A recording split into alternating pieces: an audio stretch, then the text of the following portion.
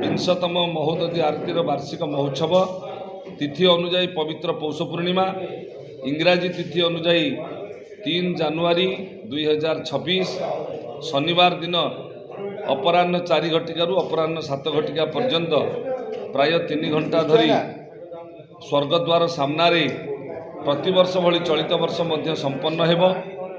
एही परिप्रेक्षी रे चलित वर्ष जेहेतु विंशतम वार्षिक महोत्सव आमे ए कार्यक्रम को महामहोत्सव रूप देवाक जाऊँ। ओडिशा प्रदेशर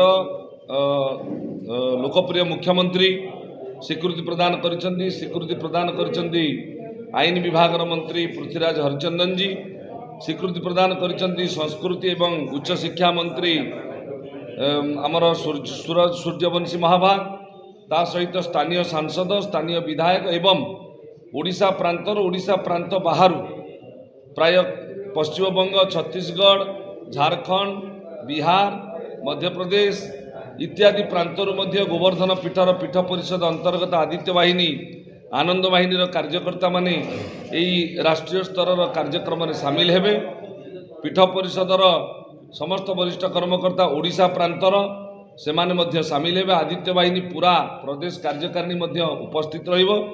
ता सहित वरिष्ठ संत भाव में पूज्यपाद परमहंस प्रज्ञानंद गिरिजी महाराज प्रतिवर्ष भली चलित वर्ष उपस्थित रहिबे। आमे समस्त जानिचे सेही दिन पवित्र पुष्याभिषेक पौष पूर्णिमा, तेणु पूज्य गजपति महाराज आम समस्तंगर प्रिय प्रियतम राजा से मध्य उपस्थित रहिबा पई सदय स्वीकृति प्रदान करिसेंती। ता सहित स्वामी सच्चिदानंद सरस्वती, बाबाजी असीमानंद दास जी, बाबाजी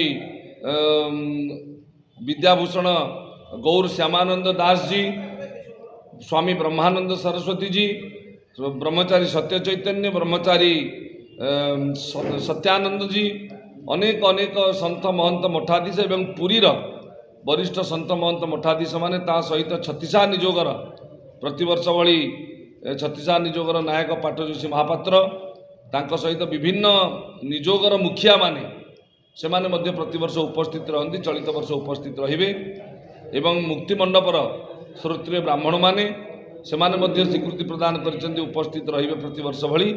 ये कार्यक्रम एक भव्य दिव्य कार्यक्रम हम। विभिन्न राजनैतिक दलर भारतीय जनता पार्टी, बिजु जनता दल, भारतीय जातीय कांग्रेस ये दलर प्रांतीय स्तर नेता माने मध्य प्रतिवर्ष भगवत पाद शंकराचार्य ठारू एही मंच रे आशीर्वाद अपेक्षा करथांती। से माने मध्य रहिबे क्रमरे प्रसाद हरिचंदन जी जी प्राक्तन कांग्रेस अध्यक्ष, अमर प्रसाद शतपथी जी वरिष्ठ बिजु जनता दलर नेता से माने मध्य स्वीकृति प्रदान करिसेंती। विजय महापात्र वरिष्ठ भारतीय जनता पार्टी ओडिशार जड़े चर्चित नेता एमाने समस्त मध्य स्वीकृति प्रदान करिसेंती। अनेक विधायक सांसद से माने मध्य स्वीकृति प्रदान करिसेंती। पुरी जिल्लार समस्त विधायक मानू आमे निमंत्रण देइछु, से माने मध्य उपस्थित रहिबा पई स्वीकृति प्रदान करिसेंती। ए भव्य दिव्य अमृतमय संध्या मध्य अनेक वैद्युतिक गणमाध्यम सीधा प्रसारण करा जिवो।